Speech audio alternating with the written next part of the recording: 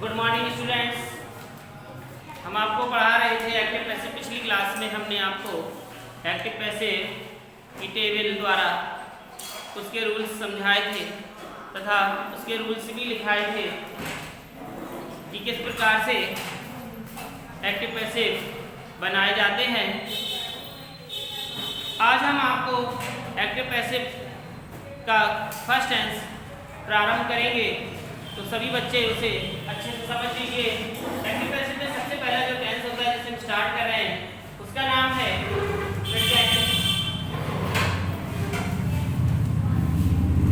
Indefinite. जिस प्रकार से हमारे टेंस में होता है इसी प्रकार से एक्टिव पैसिव में भी पढ़ेंगे प्रेजेंट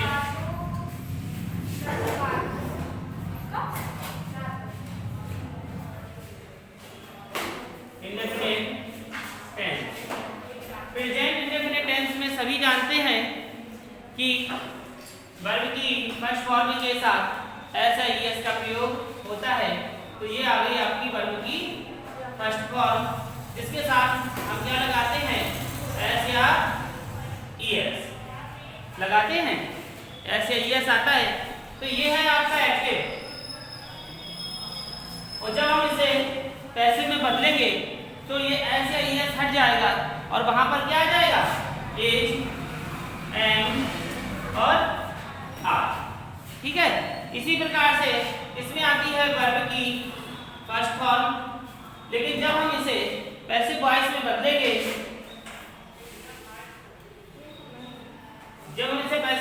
बदलेंगे, तो ये हमारी हो जाएगी वर्ब की थर्ड फॉर्म। ठीक है, तो देखिए ये सबसे पहले इसमें भी अफर्मेटिव सेंटेंसेस होता है। इसे भी हम फॉर्मूले के द्वारा बना सकते हैं, लेकिन हम इसे डायरेक्ट आपको बना के दिखाएंगे। अफर्मेटिव सेंटेंसेस,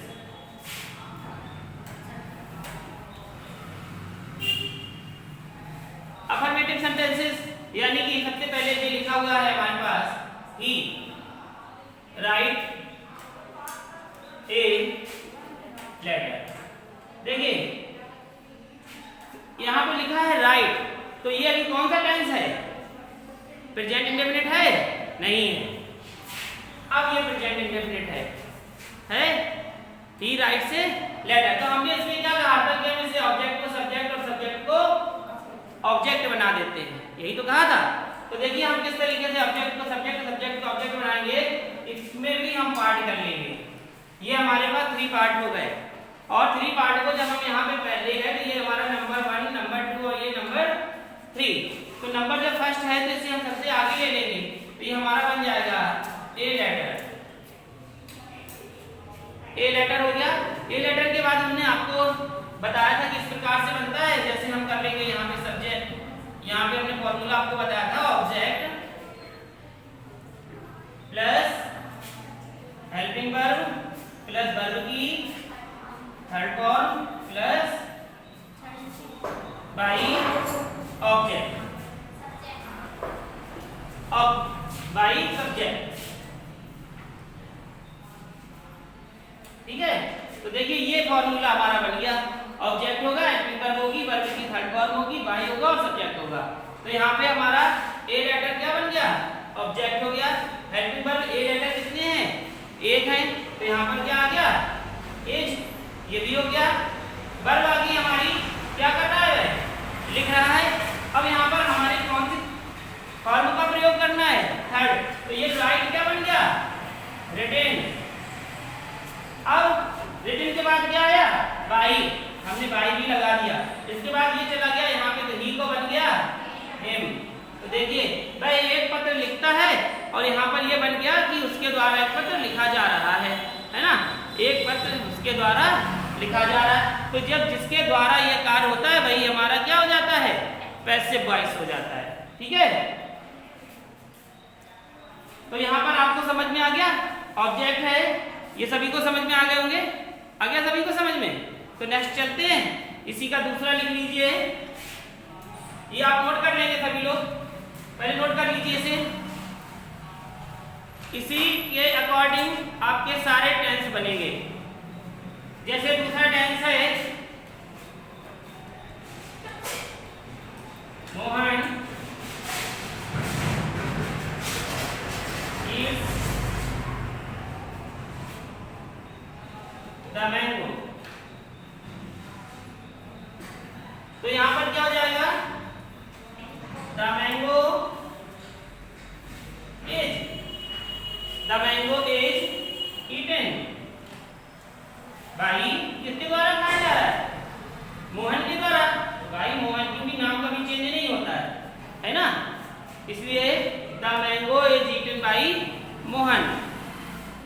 नोट कर लें।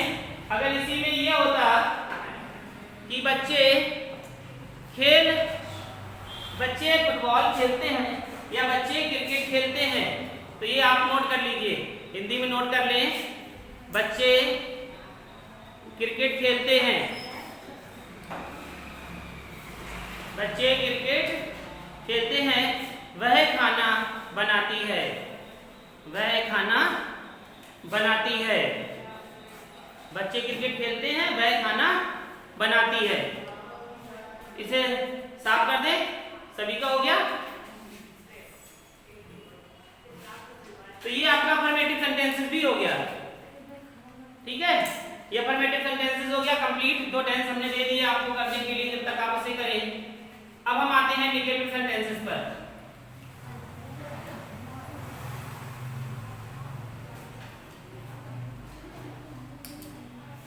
अब नेगेटिव सेंटेंसेस पर आते हैं।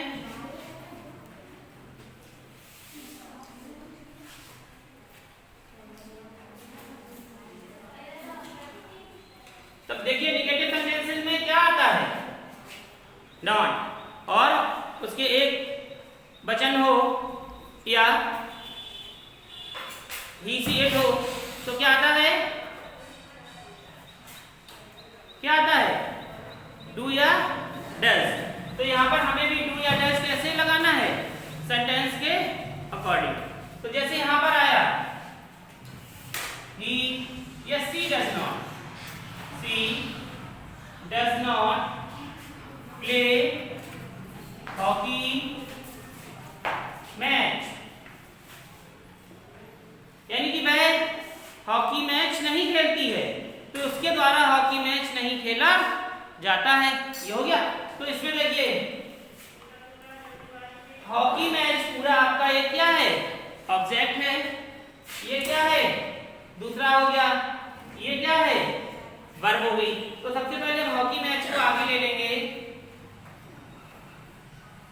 Hockey match. अब देखो यहां पर हमने नेगेटिव में आपको बताया नहीं, नेगेटिव में नोट कर लेंगे। यहां पर जब आपका आया हो डू या डज नॉट, डू या डज नॉट, तो हम बनाएंगे इज नॉट, आर नॉट या एम नॉट। ये अगर आपका आता है नॉट में, डू डज नॉट, नॉट आता है तो उसका बनेगा इज नॉट, आर नॉट और या एम नॉट, ठीक है। तो देखिए यहां पर आया मैच, हॉकी मैच कितने हैं, एक, तो हम क्या इसको लगाएंगे, इज को, एम को, आर को, इज को, तो यहां पर क्या बन गया, इज नॉट। अब प्ले, अब आई हमारी वर्ब, क्या है, प्ले, थर्ड फॉर्म क्या हो जाएगी, प्लेड। किसके द्वारा नहीं खेला जा रहा है, उसके द्वारा, तो क्या हो गया, बाई, और डी को किसमें, सी को किसमें चेंज कर दिया, हर में। ये बन गया आपका, ओके, समझ में आ गया सभी को। दूसरा देखेंगे, they do not, they do not by the fruits,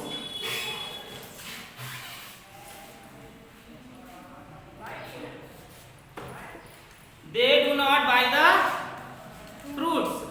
तो देखिए यहां पर यानी कि वे फल नहीं खरीदते हैं, तो इसका मतलब क्या हो जाएगा कि उनके द्वारा फलों को नहीं खरीदा जाता है, ठीक। तो हम द फ्रूट्स हमारा ये बन गया, ये और ये, तो द फ्रूट्स को हमने आगे ले लिया, द फ्रूट्स। अब द फ्रूट्स एक है कि बहुत से हैं, बहुत से है ना, तो इसमें हम क्या लगाएंगे, are. The fruits are not bought, किसके द्वारा, उनके द्वारा, बाई देम। देखो हमने किसमें चेंज कर दिया, देम में, ठीक। नोट कर लीजिए इसे, 2 हम बोले दे रहे हैं, उसे भी नोट कर लीजिए, इसे नोट कर लीजिए।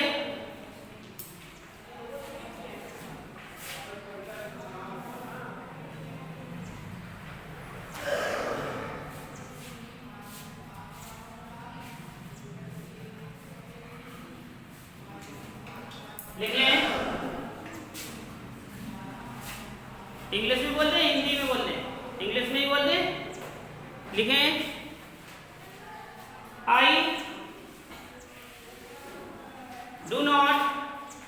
I do not see the cinema. I do not see the picture, लिख लो।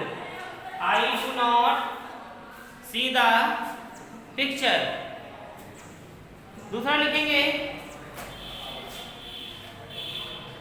हरी does not learn the lesson।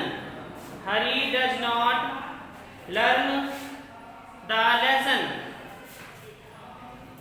Hari does not learn the lesson। ठीक है, सभी का हो गया क्लियर?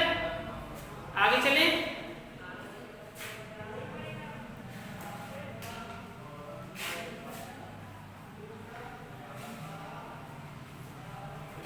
तो अब आया आपका कौन सा tense? Interrogative.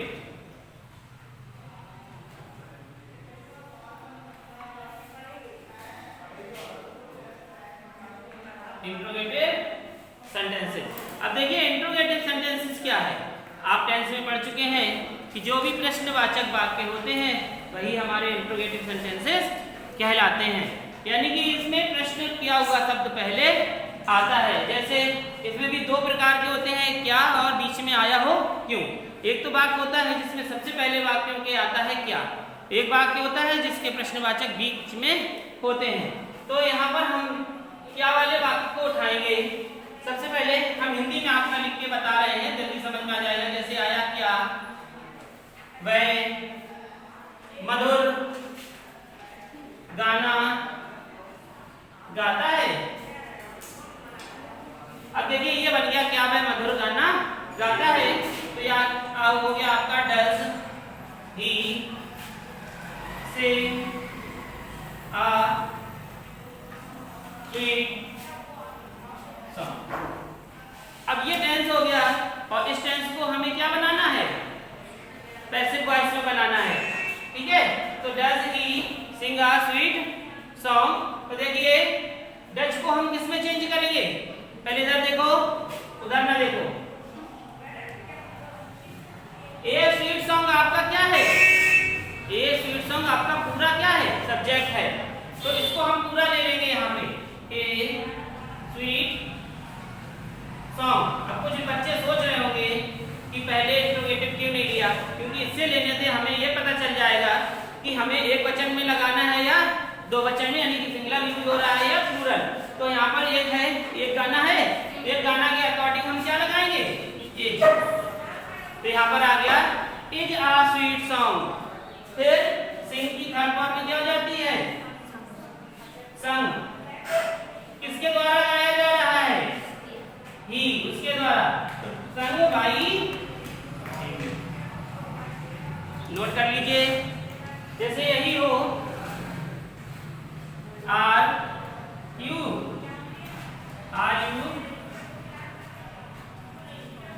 Read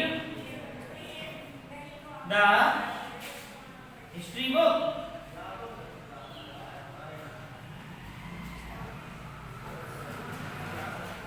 are you read the history book. अब देखो आर यहाँ पर लगा हुआ है, द हिस्ट्री, आपका हिस्ट्री बुक कितनी है, एक ही है। तो हमने यहाँ पर लिख लिया the history book, the history book. ठीक है, अब हिस्ट्री बुक एक है तो हम यहाँ पे क्या लगाएंगे, देखो यहाँ पे गलत हुआ, यहाँ पे क्या आएगा, do you read the history book. तो यहाँ पे हमने क्या लगाया, is the history book. Read की थर्ड फॉर्म रीड ही रहती है, रीड और बाई यू का यू। ठीक, नोट कर ले इसे। Do you read the history book, तो उसका बना आपका जाके, तो ये आपका एक्टिव है, ये पैसिव है, ये एक्टिव है और ये पैसिव है। नोट कर लीजिए।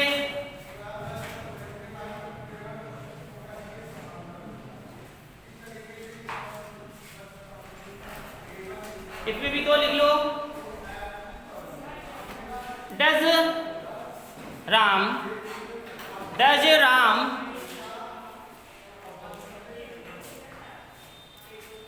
सिंग a sweet song in the temple? जो इन द टेम्पल आया वह अपने स्थान पर ही रहेगा, बाकी उसके पहले कि आपको सेंटेंस को चेंज करना है, जैसे कि हम आपको पहले बता चुके हैं। नेक्स्ट लिखेंगे do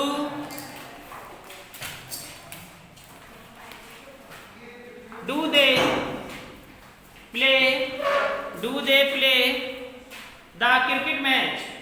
do they play the cricket match? Do they play the cricket match?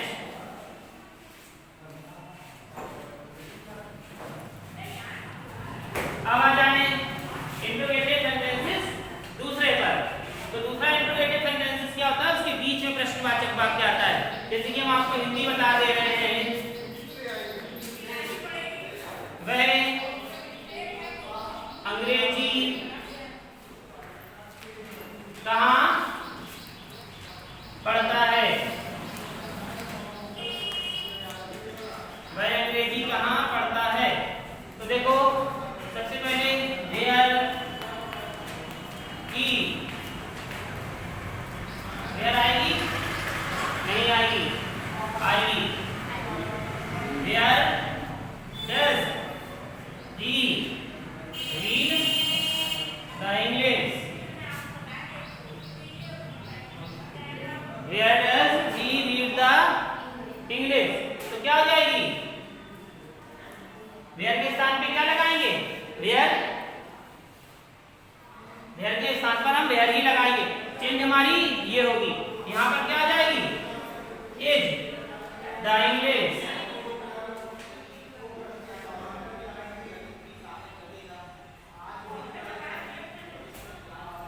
Where is the English? अब by where is the English read by him? ठीक, नोट कर लीजिए। Next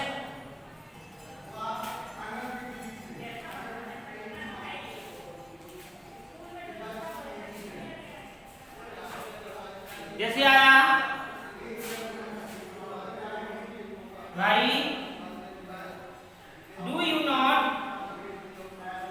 Why do you not eat the food?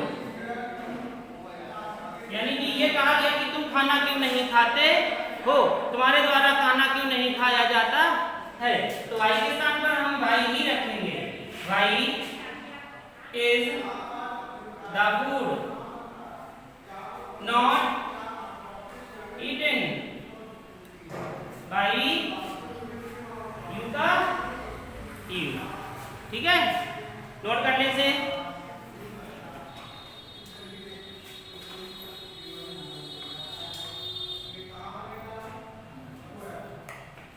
Note हो गया। इसमें लिखें why do you not listen the music? Why do you not listen the music? Why do you not listen the music? Next लिखेंगे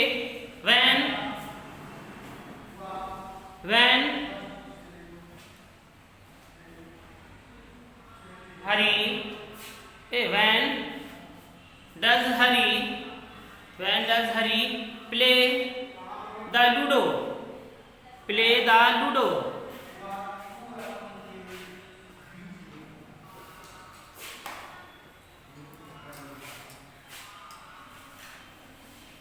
अब देखिए जो आपका last बचा हुआ है वो है बाई whom वाला, यानी कि ये आ गया टेंस who teach you। ये टेंस इतना हो गया who teach you, तुम्हें कौन पढ़ाता है, यानी कि तुम किसके द्वारा पढ़ते हो। क्या हो जाता है, तो who के स्थान पे हमने आपको बताया था क्या आता है by whom। फिर teach लगा है हम इससे पहचान जाएंगे कि ये इंडेफिनिट का है। यहाँ पे क्या आएगा, क्या आएगा, इज टॉट। ठीक है, यू तो पहले ही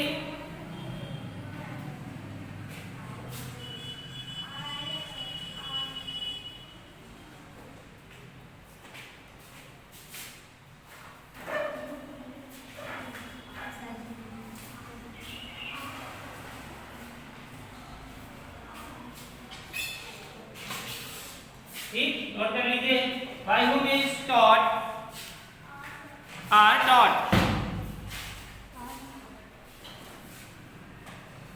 by whom are you taught। ठीक है, नोट कर लो इसे।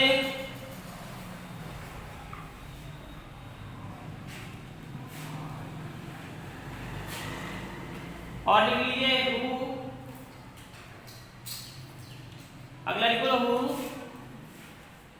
sing a song, who sing a song, बस इसमें हम एक ही बोलेंगे, who sing a song। Note कर लीजिए सभी लोग।